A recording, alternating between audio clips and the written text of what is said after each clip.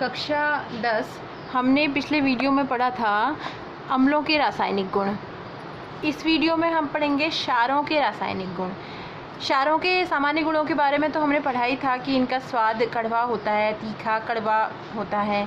स्पर्श जब हम इसको करते हैं क्षार को, तो क्षार को स्पर्श करने पर चिकना साबुन जैसा महसूस होता है। इसकी प्रकृति जो होती है, प्रबल क्षार का त्वचा पर संक्षारिक प्रभाव पड़ता है, ठीक है। और सूचकों के साथ इसका क्रिया हमने देखी थी कि ये लाल लिटमस को नीला कर देता है, नीला लिटमस अप्रभावी रहता है। फिनोफ्थलीन के विलयन का रंग लाल हो जाता है, हल्दी का विलयन लाल हो जाता है, मेथिल ऑरेंज अप्रभावी रहता है। ये सारे लक्षण हम पहले पढ़ चुके हैं।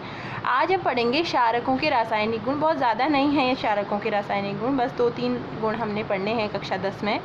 पहला तो है अधात्विक ऑक्साइडों के साथ क्रिया।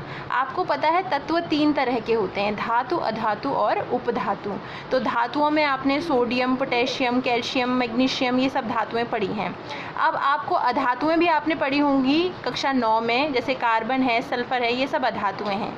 तो अधात्विक ऑक्साइड में पहला ऑक्साइड है कार्बन डाइऑक्साइड, जिसका उदाहरण हम ले लेते हैं यहाँ पे।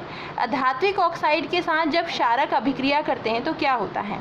जब अधात्विक ऑक्साइड क्षारक के साथ अभिक्रिया करते हैं तो लवण और जल बनते हैं, लवण और जल का निर्माण होता है। अधात्विक ऑक्साइड ले लिया हमने कार्बन डाइऑक्साइड, और क्षारक NaOH। कक्षा 10 में एक आध क्षारक तो आपको बहुत अच्छे से याद कर लेने हैं।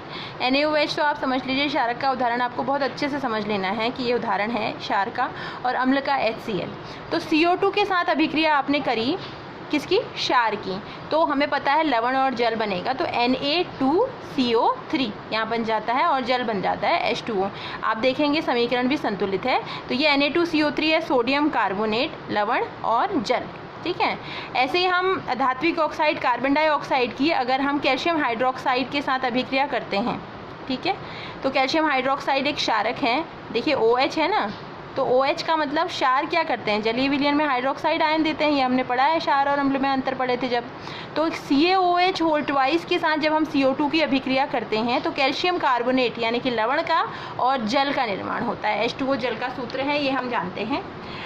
तीसरी चीज़ हमने एक और उदाहरण से इसको समझने की कोशिश करते हैं कि अधात्विक ऑक्साइड सल्फर डाइऑक्साइड जो है, जब हम इसकी अभिक्रिया करते हैं क्षारक के साथ NaOH के साथ, तो ये क्या करता है? सल्फर डाइऑक्साइड जब क्षारक के साथ अभिक्रिया करता है तो ये भी लवण और जल देगा, सोडियम सल्फाइड, ठीक है। ये सोडियम सल्फाइड है और जल है H2O। तो हम यहाँ पर समझ गए पहली रासायनिक अभिक्रिया क्षारकों की किसके साथ है? अधात्विक ऑक्साइडों के साथ है। अधात्विक ऑक्साइड जो होते हैं उन्हें अम्लीय ऑक्साइड भी कहा जाता है। ऐसा क्यों कहा जाता है? अम्लीय ऑक्साइड कहने का कारण ये है, जब हम अम्ल और क्षार की अभिक्रिया करते हैं। चलिए हमने फिर से पहले अम्ल, उसमें अम्लों की रासायनिक गुण में भी पढ़ा था। अम्ल है HCl, धन क्षार है NaOH, ठीक है।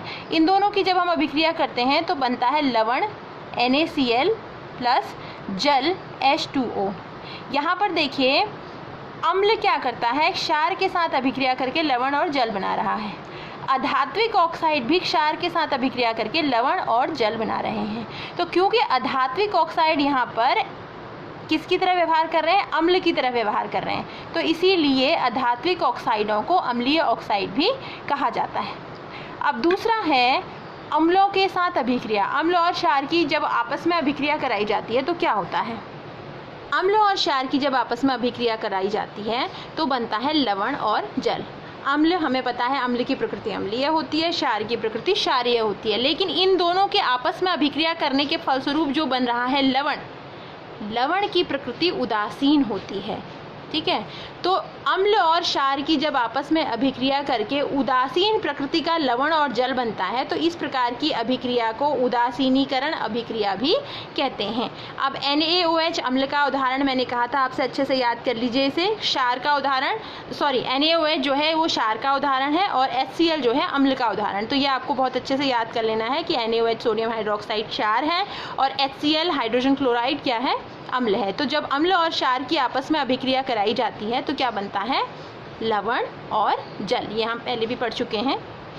तो क्योंकि लवण उदासीन प्रकृति का है तो इस अभिक्रिया को हम उदासीनीकरण अभिक्रिया भी कहते हैं।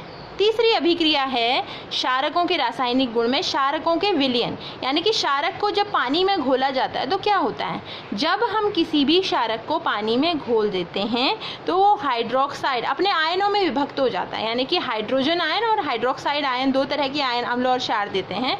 तो क्षार क्यों है, क्योंकि ये हाइड्रोक्साइड आयन देते हैं। देखिए यहाँ पर OH Na विभक्त हो गया है OH माइनस और Na प्लस में। तो क्षारकों का जब विलयन बनाया जाता है तो ध्यान दीजिएगा, क्षारक जलीय विलयन में हाइड्रोक्साइड देते हैं और प्रबल क्षारकों को जल में मिलाने पर वो पूर्ण रूप से विघटित हो जाते हैं, जबकि दुर्बल क्षारक बहुत कम मात्रा में विघटित होते हैं। तो NaOH जो है वो प्रबल क्षारक का उदाहरण है।